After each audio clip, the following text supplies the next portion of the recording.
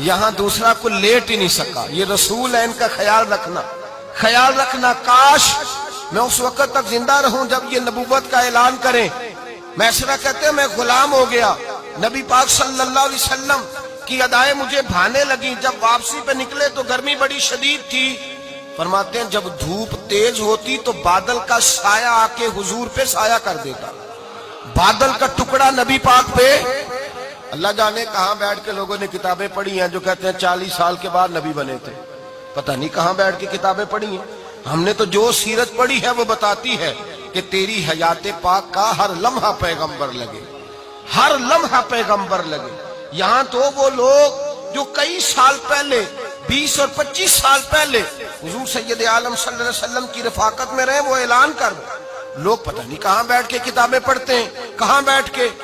मेरे नबी पाक से सहाबा ने पूछा हुजूर आप कब नबी थे?